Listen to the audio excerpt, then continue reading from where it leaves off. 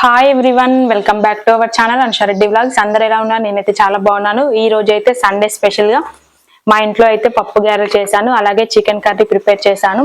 ఇంకా మార్నింగ్ ఇప్పుడైతే 10-10:30 అవుతుంది. ఈ టైంలో అయితే తినేస్తున్నాము. చాలా లేట్ అయిపోయింది. ఇప్పటికే మార్నింగ్ బ్రేక్ఫాస్ట్ అయితే ఏం చేయలేదు. ఎప్పుడు మండే టు సాటర్డే వరకు అయితే ఎక్కువ మొలకలు అవి ఇవి తింటాం కదా, సండే అయితే ఇష్టం ఉన్నది అయితే తింటాము మేమైతే మా ఇంట్లో. ఇంకా ఈ రోజు అయితే స్పెషల్ గా ఈ గారెలు అయితే ప్రిపేర్ చేశాను. చాలా డేస్ తర్వాత చేశాను ఈ గారెలు అయితే.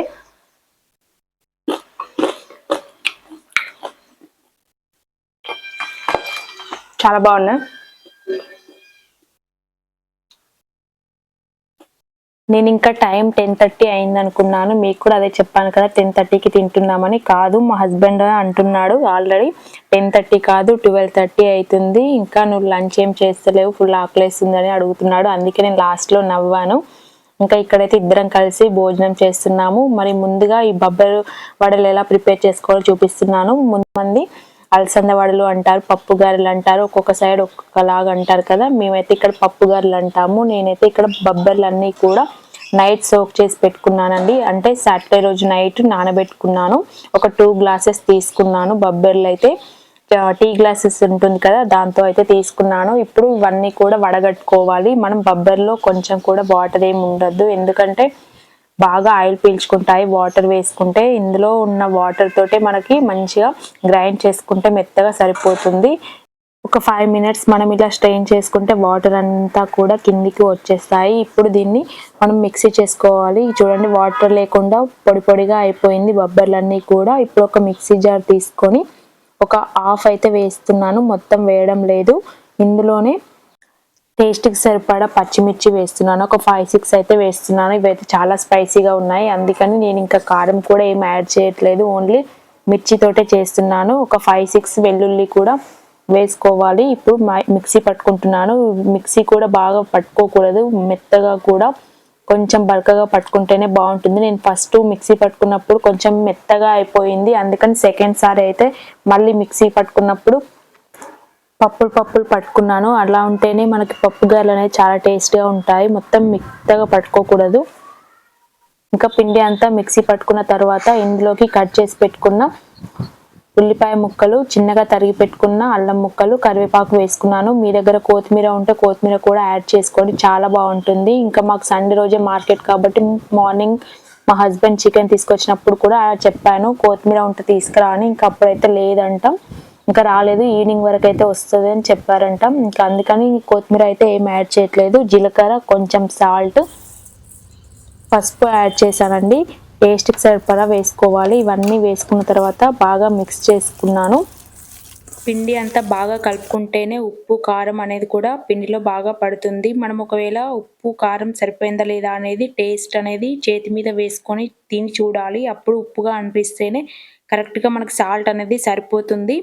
నేనైతే ఎప్పుడు ఏ వంటలు చేసినా కూడా కొంచెం టేస్ట్ అయితే చూస్తాను. పిండి బాగా మిక్స్ చేసుకొని పక్కన పెట్టుకున్నాను. అంతలోపు చికెన్ అయితే మ్యారినేట్ చేసుకుంటున్నాను.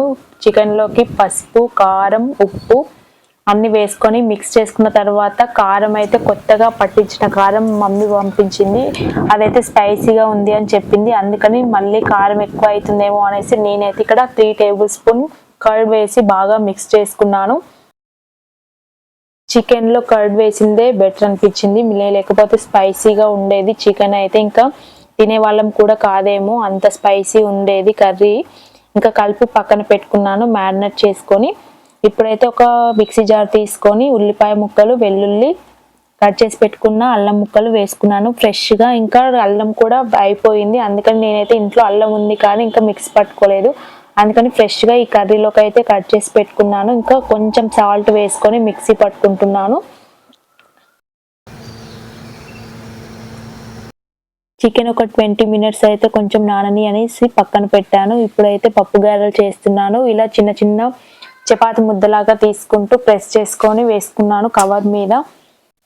స్టవ్ అయితే మీడియం ఫ్లేమ్ పెట్టుకొని గారెలు అనేది చేసుకోవాలి. గోల్డెన్ బ్రౌన్ వచ్చేదాకా గారెలు కాల్చుకోవాలి, 2 సైడ్స్ కూడా. టేస్ట్ అయితే సూపర్ ఉంటుంది. సండే రోజు అయితే నేనైతే పప్పు గారెలు చేస్తున్నాను. ఎప్పుడైనా నార్మల్గా రైస్ వండుకొని చికెన్ వండుకొని తినేసే వాళ్ళం, కానీ ఇంకెప్పుడు అదే నాని రొటీన్గా ఈరోజు అయితే డిఫరెంట్గా మేమైతే అలసంద వడలు అంటే బొబ్బర్లతో చేస్తారు కదా పప్పు గారెలు, అవి అయితే చేసేస్తున్నాను. ఇంకా చికెన్ కర్రీ అయితే ఏం వంట చేయలేదు, చేస్తా ఇవి అయిపోయిన తర్వాత. ఈ కాంబినేషన్ అయితే ఎంతమందికి ఇష్టం, చాలా మందికి ఇష్టం ఉంటుంది కంపల్సరీగా. ఇంకా నాటుకోడి అయితే చాలా బాగుంటుంది. నేనైతే ప్రజెంట్ ఇంకా నాటుకోడి ఇక్కడ అయితే ఏం అవైలబుల్. నేను ఇక్కడ పప్పు గారెలు చేస్తుంటే మా హస్బెండ్ వచ్చి అడుగుతున్నారు, ఎప్పుడు వ్యూవర్స్ అనుకుంటారు కదా చికెనే వంట చేస్తుంది వేరే ఏం చేయదు కదా స్పెషల్స్ అని అనుకుంటారు అని అడుగుతున్నాడు. కానీ నేను అంటున్నాను స్పెషల్స్ అంటూ చేస్తాను, కానీ నేనైతే ఎక్కువగా నాకు చికెన్ అంటేనే ఇష్టం కాబట్టి చికెనే తింటూ ఉంటాను. మ్యారేజ్ అయిన తర్వాతనే కొంచెం మటన్ అనేది అలవాటు చేసుకున్నాను, అంతకుముందు అయితే మటన్ కూడా తినను. ఇంకా మా సిస్టర్ అయితే టోటల్గా మటన్ అనేది ముట్టుకోదు, స్మెల్ ఇక్కడ వస్తే వేరే రూమ్లో పోయి కూర్చుంటుంది, కొంచెం అంత ఎక్కువ తినదు తనైతే. ఇంకా నేనైతే అలవాటు చేసుకున్నాను కొంచెం కొంచెం, అందుకే నేను చికెన్ కర్రీ ఎక్కువ ప్రిపేర్ చేస్తాను ఇంట్లో కూడా. ఎక్కువ వీకెండ్ అంటే నార్మల్గా సండే వచ్చిందంటే నాన్ వెజ్ అయితే ప్రిపేర్ చేసుకుంటాము, లేదు అంటే ఎవరైనా అంటే ఇంటికి అంటే మా అత్తయ్య వాళ్ళ ఇంటికైనా మా అమ్మ వాళ్ళ ఇంటికి వెళ్ళినప్పుడు ఎక్కువ అక్కడికి వెళ్ళినప్పుడు చికెనే తెమ్మంటాను నేనైతే.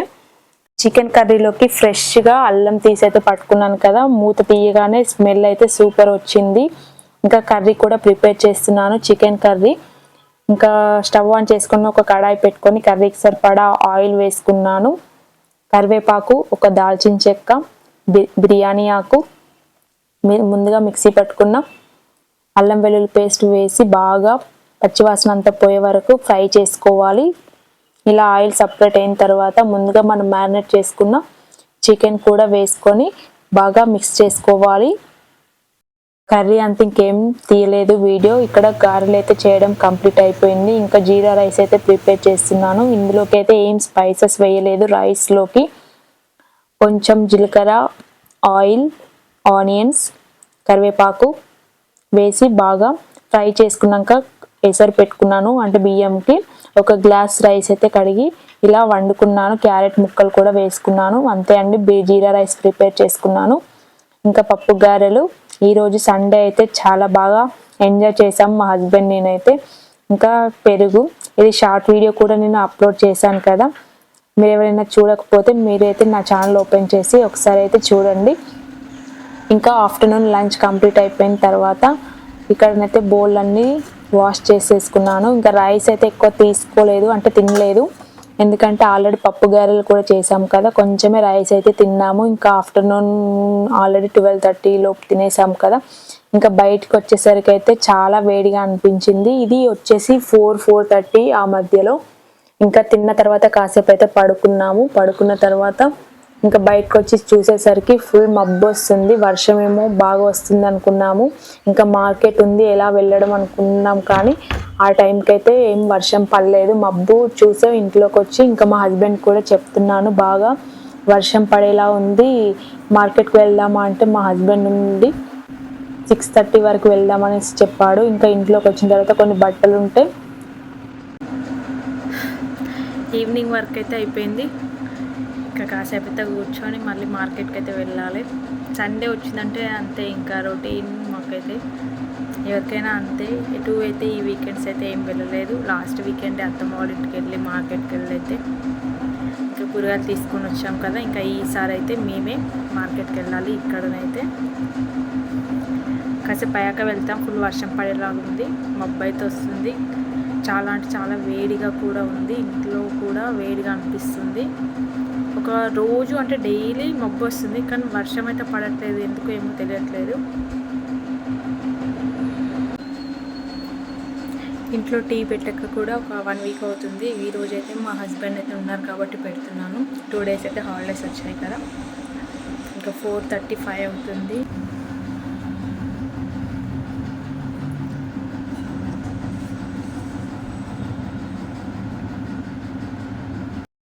టీ పెట్టుకొని తాగిన తర్వాత కిచెన్ సైడ్ బాల్కనీ ఉంటుంది, అక్కడికి వెళ్ళి చూస్తున్నా. ఇంటి ముందు బాల్కనీకి వెళ్ళి చూస్తున్నా, అటు ఇటు తిరుగుతూనే ఉన్నా. ఆ రోజు అయితే ఇంకా ఫుల్ వేడి, అసలు తట్టుకోలేకపోయిన. కూలర్ నడిచినా కూడా ఎంత వేడి అంటే అంత వేడిగా ఉంది.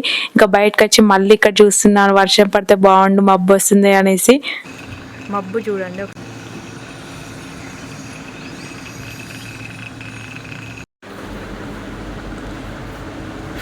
ఇంకా అమ్మ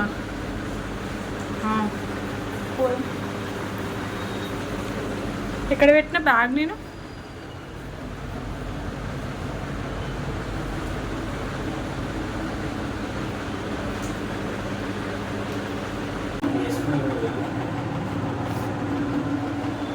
పద.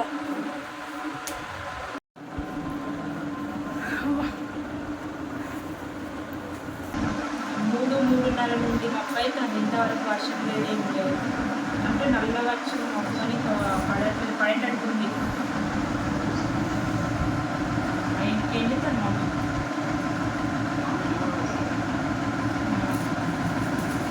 సరే సరే. ఏం కూడా చికెన్. సరే సరే.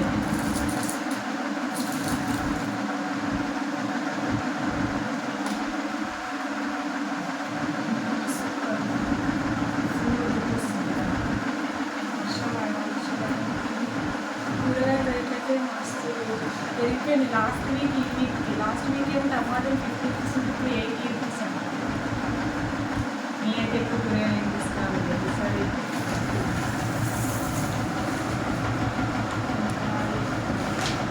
కర్బూజకాయ రూపీస్ ఫిష్.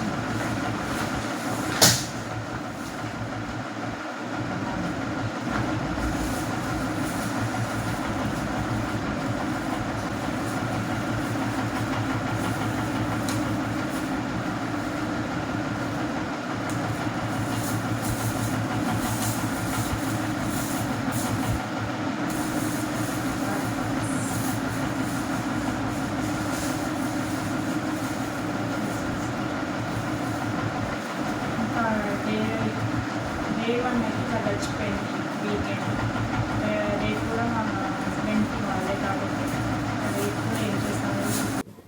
అసలు మార్కెట్ కని వెళ్ళాము, తొందరనే ఒక 10 minutesలో తీసుకొని వచ్చేసాము. ఏం కూరగాయలు తీసుకున్నానో కూడా అర్థం కాలేదు ఆ ఉడకపోతకి. మళ్ళీ మబ్బు కూడా బాగా అయిందని చెప్పాను కదా, ఇంకా మేము వెళ్ళేసరికి అయితే అసలు ఫుల్ వర్షం ఇప్పుడే పడుతుందా అన్న విధంగా ఉండేది. ఇంకా కొన్ని అయితే తీసుకొని వచ్చాము. నా ఫోన్ 2 days నుండి అయితే కలవట్లేదు. ఇంకా అందుకని మా హస్బెండ్కి కాల్ చేశారు మా డాడీ. ఎందుకో తెలియదు, నెట్వర్క్ అయితే రావడం లేదు. ఫస్ట్ డే అలానే ఆగిపోయింది, మళ్ళీ ఈవినింగ్ వరకు అయితే వచ్చింది. ఇంకా నెక్స్ట్ డే కూడా మళ్ళీ వస్తుందేమో అనుకున్నాను. ఇంకా నెక్స్ట్ డే మొత్తమే రాలేదు, ఇప్పటికి కూడా రావట్లేదు. ఎందుకో 2 days అవుతుంది. ఇంకా మొబైల్ షాప్కి అయితే వెళ్ళి ఒకసారి చెక్ చేయించాలి ఎందుకు రావట్లేదు అనేసి. ఇంకా ఆ ఫోన్కి అన్ని లింక్ అయి ఉంటాయి కదా మనకి, బ్యాంక్స్ కానీ ఏదైనా కూడా. ఇంకా కూరగాయలు కూడా కొన్నే తీసుకొని వచ్చాను, ఎందుకంటే మాకు ఆల్రెడీ అమ్మొస్తాయి ఇక్కడికి. ఆల్రెడీ ఇంట్లో కూడా కొన్ని ఉన్నాయి, అందుకని నేనైతే కూరగాయలు కొన్నే తీసుకొని వచ్చాను. ఇక్కడికి వెళ్ళి వచ్చిన తర్వాత డిన్నర్ కంప్లీట్ చేసేసి ఇంకా ఇక్కడ కిచెన్ దగ్గర అయితే మొత్తం క్లీన్ చేసుకున్నాను. నాన్ వెజ్ వంట చేసామంటే కంపల్సరీగా క్లీన్ చేసుకోవాల్సిందే. ఇంకా అందుకని టోటల్గా క్లీన్ చేసి కొన్ని బౌల్స్ ఉంటే వాష్ చేసేసుకున్నాను. ఇక్కడ నాకైతే ఇది స్టీల్ది అయితేనే బాగా అనిపించింది. స్టవ్ అయితే ఇది ఇలాంటిది అయితే టోటల్గా ఎప్పుడు తుడుస్తూనే ఉండాలి. మనం కొంచెం వంట చేసినా కూడా మరకలు కనిపిస్తాయి.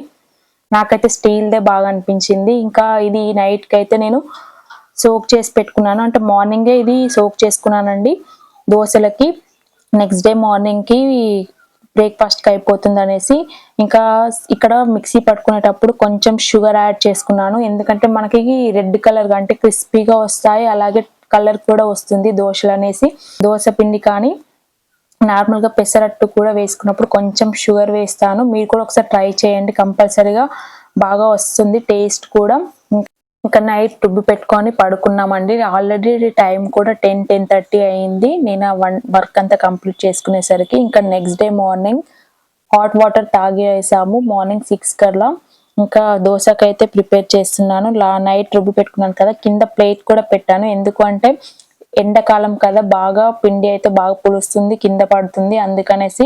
ఇంకా ఒక ప్లేట్ అయితే పెట్టుకున్నాను ముందుగానే, ఎందుకంటే మళ్ళీ పెడితే మళ్ళీ క్లీన్ చేసుకోవాలి, అందుకని ఇలా పెట్టుకుంటాను ఎప్పుడు. కానీ ఇది ఇడ్లీకి కూడా పెట్టుకున్నాను. లాస్ట్ టైం ఒకసారి నేను అలానే పెడితే మొత్తం కింద అంతా పడింది, అందుకని ఇంకా ఫస్ట్ ఇలా పెట్టుకుంటే బెటర్ అనేసి పెట్టుకున్నాను. ఇంకా కొంచెం సాల్ట్ వేసుకొని పక్కన పెట్టుకున్నాను. దోశ పిండికి అయితే నేనైతే ఇంకా దోశ ఏం తినట్లేదు. మా హస్బెండ్కి దోశ వద్దు అంటే ఊతప్పం చేయమన్నాడు. ఇంకా ఊతప్పం ప్రిపేర్ చేయాలి. నేనైతే ఇక్కడ మొలకలు ప్రిపేర్ చేసుకున్నానండి, పెసర్వి. ఇంకా ఇదే నా బ్రేక్ఫాస్ట్. ఇంకెంత బాగా వచ్చాయి చూడండి. మొలకలు అయితే చాలా అంటే చాలా పొడుగ్గా వచ్చాయి. మనకి ఎంత పొడుగు వస్తే అంత మంచివి మొలకలు అనేవి కూడా. ఇంకా ఇవైతే పక్కన పెట్టుకుంటున్నాను. అంతలోపు మా హస్బెండ్ అయితే కర్బూజా కట్ చేసి పెట్టమన్నాను. ఇంకా కర్బూజకాయని అయితే కట్ చేస్తున్నాడు. మార్కెట్లో అయితే 50 రూపీస్కి ఒకటైతే ఇచ్చారు. కర్బూజకాయ చాలా అంటే చాలా పెద్దగా ఉంది. టేస్ట్ కూడా స్వీట్గా ఉంది. నేనైతే మధ్యలో వెళ్ళి ఒక 2-3 ముక్కలు అయితే తినేసి వచ్చాను. ఇంకా మా హస్బెండ్ కట్ చేసి ఇమ్మంటే కట్ చేసి ఇస్తున్నాడు. ఫ్రూట్స్ అయితే ఎక్కువగా మా హస్బెండే కట్ చేసి ఇస్తాడు. దానిమ్మ అయితే నేనైతే అస్సలు ఓల్చుకోను, తననే తీసి ఇమ్మంటాను. నాకైతే అస్సలు ఇష్టం ఉండదు. ఇంకా మార్నింగ్ అయితే ఎప్పుడు ఒకవేళ ఆఫీస్ ఉన్నా కూడా అది ఒక్కటైతే వర్క్ చేసి పెట్టమంటాను. ఇంకా అవైతే కట్ చేసి ఇస్తారు. ఇంకా మార్నింగ్ బ్రేక్ఫాస్ట్ ఊతప్పం చేస్తా అన్నాను కదా, ఇంకా చట్నీ కూడా ప్రిపేర్ చేసుకుంటున్నాను.